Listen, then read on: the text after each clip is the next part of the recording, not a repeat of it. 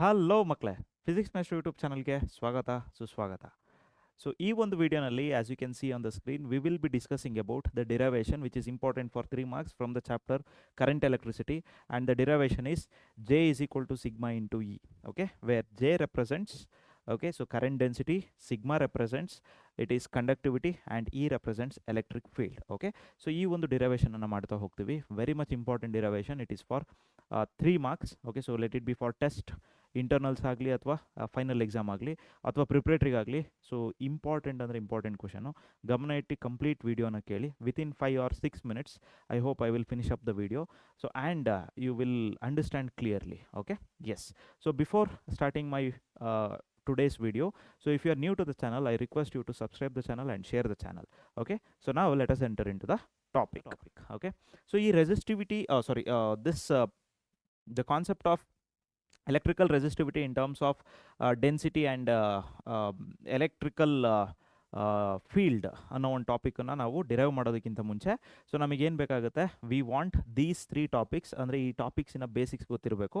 So ಏನು ಅಂತ ಹೇಳಿದ್ರೆ, 10th ಸ್ಟ್ಯಾಂಡರ್ಡ್ ಕಲ್ತಿರ್ತೀರ ರೆಸಿಸ್ಟಿವಿಟಿ, ಇನ್ನೊಂದು ಕಂಡಕ್ಟಿವಿಟಿ, ಇನ್ನೊಂದು current density. So current density second PUCನಲ್ಲಿ ನಿಮಗೆ ಈ ಒಂದು ವರ್ಡು ನಿಮಗೆ ಹೊಸದಾಗಿ ಬಂದಿರುತ್ತೆ. ಅದು ಬಿಟ್ಟು ಮಿಕ್ಕಿದ್ದೆರಡು ಕೂಡ ನೀವು 10th ಸ್ಟ್ಯಾಂಡರ್ಡಲ್ಲಿ ಕಲ್ತಿರ್ತೀರ. ಸೊ ರೆಸಿಸ್ಟಿವಿಟಿ ಅಂದರೆ ಏನು? This topic comes under factors affecting the resistance of a conductor. ಆ ಒಂದು ಟಾಪಿಕ್ ಅಂಡರಲ್ಲಿ so R is equal to rho L by A ಅನ್ನೋ ಒಂದು ಎಕ್ಸ್ಪ್ರೆಷನ್ ಬಂದಿರುತ್ತೆ. ಸೊ ಅದರಲ್ಲಿ ರೋ ಅಂದರೆ ರೆಸಿಸ್ಟಿವಿಟಿ. ಸೊ ಆ ರೋನ ಎಕ್ಸ್ಪ್ರೆಷನ್ ಬರೆಯೋದಾದರೆ RA ಡಿವೈಡೆಡ್ ಬೈ ಎಲ್ ಅಂತ ನಮಗೇನು ಬರುತ್ತೆ, ರೋ, ದಟ್ ಮೀನ್ಸ್ ರೆಸಿಸ್ಟಿವಿಟಿಯ ಎಕ್ಸ್ಪ್ರೆಷನ್ ಬರುತ್ತೆ. ಆಯಿತಾ? ಸೊ ಬೈ ಡೆಫಿನೇಷನ್ ಕಂಡಕ್ಟಿವಿಟಿ ಅಂದ್ರೇನು? It is a reciprocal of resistivity. So ಅಂದರೆ ಕಂಡಕ್ಟಿವಿಟಿನ ಸಿಗ್ಮಾ ಅನ್ನೋ ಲೆಟ್ರಲ್ಲಿ ಡಿನೋಟ್ ಮಾಡ್ತೀವಿ. So what you mean by this? Sigma is equal to that is a reciprocal of resistivity which is nothing but what 1 by rho. ಆಯಿತಾ? ಅಥವಾ ರೋನ it is a reciprocal of conductivity ಅಂತಲೂ ಕರಿಬೋದು. Okay, so ಇದೆರಡು topic ಆಯಿತು. Next current density ಅಂದ್ರೇನು? So it is a new topic which will comes in second PUC as I told you. Okay, so current density ಅನ್ನೋ ಲೆಟರ್ನ J ಅಂದರೆ ಕ್ವಾಂಟಿಟಿನ J ಅನ್ನೋ ಲೆಟ್ರಲ್ಲಿ ಡಿನೋಟ್ ಮಾಡ್ತೀವಿ. J is equal to it is the current per unit area. Okay, so the current per unit area is represented as what? It is current density ಅನ್ನೋ ಒಂದು physical quantity ನೇಮಲ್ಲಿ represent ಮಾಡ್ತೀವಿ. It is a vector quantity. So ಹಾಗಾಗಿ J ಅನ್ನೋದನ್ನು ವೆಕ್ಟರ್ಸಲ್ಲಿ ನಾವು represent ಮಾಡ್ತೀವಿ. Okay, unit ಏನಾಗುತ್ತೆ? ಕರೆಂಟ್ ಆಂಪಿಯರ್ ಪರ್ ಏರಿಯಾ ಏನು unit? Metre square. Ampere per metre square ಇದರ unit. So unit is equal to ampere per metre square. Okay, yes. So ಇದ್ರ ಜೊತೆ ಒಂದು ಸಿಂಪಲ್ ಟಾಪಿಕ್ ಬೇಕಾಗುತ್ತೆ. ಏನು ಅಂದರೆ, ನೀವು ಸೆಕೆಂಡ್ ಚಾಪ್ಟ್ರಲ್ಲಿ ಅಂದರೆ ಎಲೆಕ್ಟ್ರೋಸ್ಟಾಟಿಕ್ ಪೊಟೆನ್ಷಿಯಲ್ ಆ್ಯಂಡ್ ಕೆಪಾಸಿಟೆನ್ಸಲ್ಲಿ ಕಲ್ತಿರ್ತೀರಾ. ಏನು ಅಂದರೆ, this is the electric field is nothing but it is minus of, okay, so dv divided by dl ಅನ್ನೋ ಒಂದು this is also 3 marks important derivation ಇದೆ. ಸೊ ಅದನ್ನು ನೀವು ಸ್ಟಡಿ ಮಾಡಿರ್ತೀರ, ಎಲೆಕ್ಟ್ರಿಕ್ ಫೀಲ್ಡ್ಗೂ ಮತ್ತು ಪೊಟೆನ್ಷಿಯಲ್ಗೂ ಇರುವಂತಹ ರಿಲೇಷನ್ಶಿಪ್ಪು. ಓಕೆ, ಸೊ ಇದನ್ನು ಓವರ್ ಆಲ್ ಜನರಲ್ ಆಗಿ ಬರೆಯೋದಾದರೆ E is equal to V divided by L ಅನ್ನೋದ್ರಲ್ಲೂ ನಾವು ರೆಪ್ರೆಸೆಂಟ್ ಮಾಡ್ತೀವಿ. ಸೊ ಈ 4 ಬೇಸಿಕ್ ಕಾನ್ಸೆಪ್ಟ್ ಗೊತ್ತಿರಬೇಕಾಗುತ್ತೆ ಈ ಒಂದು ಡಿರೈವೇಷನ್ ಮಾಡೋದಕ್ಕೆ. ಓಕೆ, ಸೊ ನಾವು let us enter into the topic. Okay, so ನೀವು ಕ್ವಶನ್ ಬ್ಯಾಂಕಲ್ಲಿ ನೋಡ್ಬೋದು, ಅಥವಾ ನಿಮ್ಮ ಎಕ್ಸಾಮ್ ಕ್ವಶನ್ನಿಗೆ ಯಾವ ರೀತಿ ಕ್ವಶನ್ ಕೇಳ್ತಾರೆ ಅಂದರೆ, ಎಕ್ಸಾಮ್ಸಿಗೆ ಯಾವ ರೀತಿ ಕ್ವಶನ್ ಕೇಳ್ತಾರೆ ಅಂದರೆ, this will be the question: arrive J is equal to sigma into E where symbols have their usual meaning, ಅಥವಾ derive the expression for the current density in terms of electric field and conductivity of the material. Okay, so ಇದರಲ್ಲಿ ಯಾವ ರೀತಿ ಬೇಕಾದರೂ question ಕೇಳ್ಬೋದು. Yes, ನಾವು let us derive this one. Okay, we know that from Ohm's law. Okay, so from Ohm's law ನಾನಿಲ್ಲಿ ಹೇಗೆ ಬರೀತೀನಿ ಅದೇ ರೀತಿ ನೀವು ಎಕ್ಸಾಮಿಗೆ ಬರೆದ್ರೆ 100% ನಿಮಗೆ ಮಾರ್ಕ್ ಸಿಗುತ್ತೆ.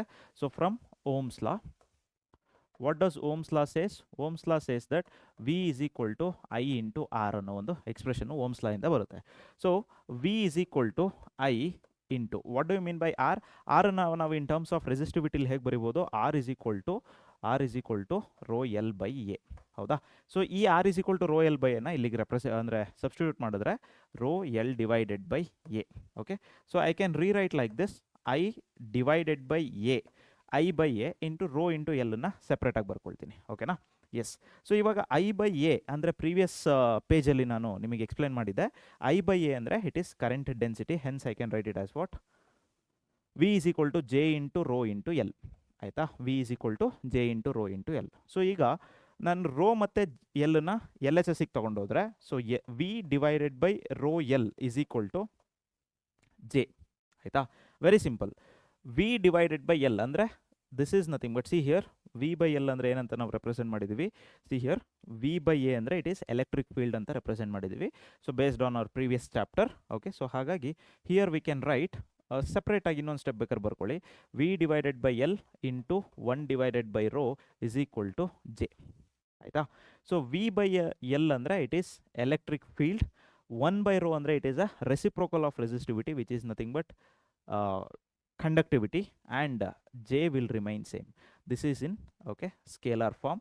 Okay, adenne vector form ಅಲ್ಲಿ ಬರೆಯೋದಾದ್ರೆ we can write j is equal to j vector is equal to so we can write sigma into e.